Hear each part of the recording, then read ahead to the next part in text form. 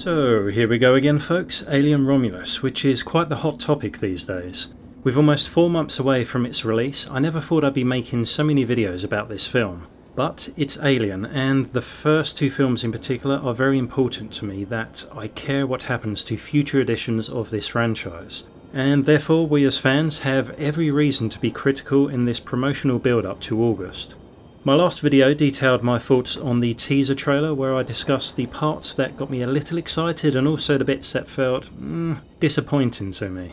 It's all speculation as we go, of course, and obviously without seeing the film I cannot say whether it will be good or not. Hopefully it will blow my bloody socks off. In any case, since the teaser we've had some extra footage from a green band trailer that is quite revealing. It shows a scientific lab behind a door that has a symbol engraved on it which relates to Roman mythology. I'll be talking about that in just a second, but the reason for this video is that I just felt the need to get off my chest some issues I have with the way they are marketing this film, and how it reminds me of something else that didn't turn out too great, and if we should be concerned by what looks like to be some red flags in the promotional build-up of Alien Romulus. I'll try to keep this video as short and sweet as I can, so I'll lay out some fundamental reasons why I'm a little anxious about seeing this film. Also, if we dismiss any negative speculation, then what could be exciting about Romulus based on the new images we have? I guess my main problem with what we've been seeing and hearing so far is that Romulus appears to be headed in the same direction as Prometheus in regards to connecting yet another alien film to humanity's ancient historical stories and mythology. Now, of course, I'm referring to the very title of the film, as well as the fact that we can distinctly see in the image the Capitoline she-wolf, which gets its name from its location in Rome. It represents the tale of the demigods Romulus and Remus and the founding of Rome in 753 BC. Don't worry, the history lesson stops there, as anyone can Google how Rome began and become an expert, I assure you. Wikipedia is the reason why AI will eventually want to kill us all, I'm certain of that. Now, I remember when Prometheus was going through its marketing campaign, and everybody, including myself, was extremely excited about Ridley returning to his baby, and to see what he was going to conjure up for us in a prequel to Alien. At the time, I found it slightly odd that an Alien film was going to be titled after a Greek titan who gave the gift of fire to humanity and in return was punished by the gods. But it didn't matter to me, as I assumed that these very grand and lofty ideas, in combination with the revelation of the pilots who operated these Giga-inspired ships, were finally going to not only give us a great alien film, but would also give us the answers we always wanted after first witnessing that derelict ship on LV-426. I won't list the pros and cons of Prometheus now, as I think at this stage most of us are in the same boat of somewhat respecting the message that the film offered us in terms of exploring the origin of humanity and how far it was trying to reach intellectually with those ideas, but also acknowledging the weak script elements and sometimes idiotic characters that were about as relatable as a runny fart.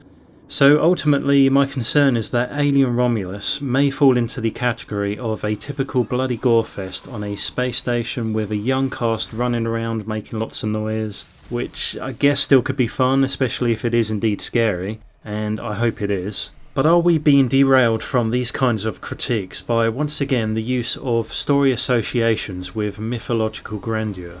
What I'm essentially saying is that whatever the meaning behind the word Romulus, as well as the logo of the Capitoline she-wolf being at the forefront of Weyland-Yutani's Romulus laboratory on board the Renaissance station, are all these elements just a mystical veil for possibly a bit of an empty movie ahead of us? Objectively speaking, we did see these issues play out with both Prometheus and Covenant, as they left many questions unanswered and never truly felt like an alien film to me. But at least those two films did have some awesome movie quotes thrown in for fun, which wasn't distracting at all in an alien movie. The trick, William Potter, is not minding that it hurts. My question is, why can't they just have an alien film that is just an alien film? You know, away from all the connotations of deep-rooted philosophical meaning. Alien and Aliens never had any of that nonsense, and they were pretty okay, you could say. To give Romulus some credit, the teaser did present something that was more akin to the first two Alien films than what Ridley gave us. In fact, it might as well be called Alien Isolation the movie as far as I'm concerned. It didn't hold back in telling us that it was going to be a violent and gory horror film at all. You see, this is why I am so on the fence with this film, and I really hope we get a full-length trailer on the 26th of April, Alien Day, so we can gather a clearer picture of what Fede Alvarez has created for us. God willing, it will change my mind completely, we'll see.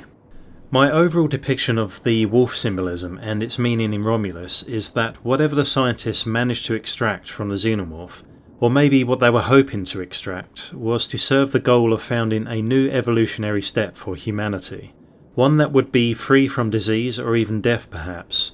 Mr. Weyland made it very clear in Prometheus that he and his company were seeking the secrets of immortality above all else. This interest started with the creation of synthetics, by the way. So if Romulus will bring us back to the mysterious and very complex black goo once more, I don't see that the symbolism of this ancient Roman mythological tale of Romulus and Remus could mean anything else in my opinion than having specifically to do with this substance. I don't think there will exist any kind of cult worship of the creature within the company's hidden policies or anything, nor do I believe they are breeding these creatures for any kind of weapons division as we saw in Alien 4. It was always expressed in the original Alien movies how important the species was to the company for the very reason of weaponizing them. However, since Prometheus, Covenant, and now with the snippets of information we can decipher from Romulus, I would argue that it goes deeper into the territory of pure science and uncovering the secrets of the black goo, for what Weyland-Yutani would believe is a way forward in advancing the human race. In doing so, it would be this company that builds a new foundation upon which to start over. This all sounds very promising in scope and on a sci-fi level, doesn't it? But again, cast your memory back to the not-so-wild similarities of Prometheus and how the wonder of mythology and fascinating science was sadly overshadowed by a script that didn't make much sense most of the time. So if we are honest with ourselves, what are the chances of Romulus going down that slippery slope and history repeating itself? It's entirely possible, but I'm hoping this isn't the case, and we get a decently intellectualised backbone of a story that explains its relation to the wolf symbolism as well as a hard-hitting, violent and scary alien film, for once in recent times. On a kind of side note, I'm just wondering what you guys and girls think would make this film scarier. Having a multitude of Xenos running around causing havoc, like in Aliens, or perhaps just one big bad perfect specimen picking them off one by one. With all these facehuggers we saw in the trailer, it does seem like there will be a bit of a war happening, however. So maybe we are going to see many casualties on both sides. Moving on, let's go ahead and look at the images from the new footage, shall we, and see what we can make out.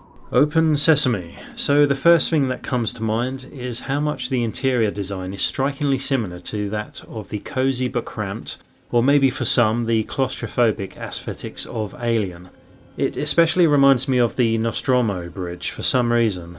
Nothing is identical, but there are noticeable familiarities that give me some good vibes again. The kind of vibes I felt whilst playing Alien Isolation if I wasn't soiling myself or producing high-pitched noises. I have to apologise for the quality of this image, as I would guess it's done on purpose so that the people on the internet cannot extract too many secrets from these trailers, you know. However, we can still make a general assertion of what may have taken place here if we take a gander at some of the items on display. So most noticeable is the cylindrical tube or container in the centre behind the workbench. Now, one would have to assume that this could be used for growing a specimen perhaps. We've seen something similar in Aliens for containment purposes with the yellow chaps, and we've also observed the same sort of device used for growing clones in Alien 4, if you'll forgive me for bringing up that example. Even Luke Skywalker used one to take a dip in Bacta during The Empire Strikes Back. The question is, what have they created in this tank? Based on the much talked about rumours of the Big Chap himself making a return, most likely in pieces, Big Chap was the term used for the alien in the original 1979 film who was blasted out of the airlock by Ripley. You can clearly see him float away intact after being cooked by the ship's thrusters, and I imagine the rumours are also true of the grappling hook Ripley used on the Xeno also having a long-range tracking device installed. It's the only way I can fathom that they even find its remains in the vicinity of the Nostromo detonation. We also have the image here of Weyland-Yutani scientists carrying a mutilated carcass of some sort. Assuming that is what's left of the big chap, then this could easily coincide with the material extraction from the remains and the inevitable reverse engineering which produces the infamous black goo. I also have to wonder if they will show the original alien as still partially alive, as the reports say. If this is the case, then I almost feel sorry for the poor thing, even if it did kill the whole crew on the Nostromo. Having its acidic wounds frozen in space and remaining in either a perpetual state of pain or a hibernation stasis, only to wake up with no strength and then be experimented on, almost makes me feel sad for it. However, from these experiments we could be looking at the very container used to grow Romulus Labs' new perfect specimen. The question is, what comes first, the facehugger or Big Chap 2.0? I say 2.0 jokingly because to keep up with these new kids, I think he may need some extra speed this time around, don't you think? As I look around for other clues, I gotta say that Fede and his team did an amazing job with the layout of this room. Apart from it looking like it was pulled straight out of Alien Isolation, it's just tight enough in terms of space to give it a very personal touch. The clinical smothering of white makes it look so damn alien, it's unreal. I love it. What also completes this image and places a delicious cherry on top is the pipework on the ceiling. You simply cannot have architecture and interior construction in an alien film without the essential foreboding pipework casting ominous shadows behind them to play tricks on our minds. I imagine that would be the first place I'd crawl to if I was a wee facehugger and needed to escape. We can also make out some of the other containment devices with something nasty inside them, I would bet. It could easily be a facehugger or possibly an embryo in its early stage of development. And by the way, we don't know if this is a flashback to earlier events, such as why the station was abandoned in the first place. That's if the film has any flashbacks, of course, or whether this is footage from when the scavenger crew first discovered the lab. It's hard to tell as the lab is still in pristine condition, apart from one stool that has been knocked over, which could be our only clue to place it on the timeline. So this image has left me with many more questions that may be partially answered with the next trailer, but I would love to get a closer look at what lies on the central table here and also what the orange tube in the background is. It looks like a gas or chemical canister maybe. It is a lab after all, and a future one at that, so who knows what instruments and elements were used to create and understand the black goo. I just wish that when they do reveal what has happened, it all feels sinister enough and doesn't try to explain away the xenomorph too much, as something trivial that can be reproduced in any basic company lab with your common household ingredients, if you know what I mean.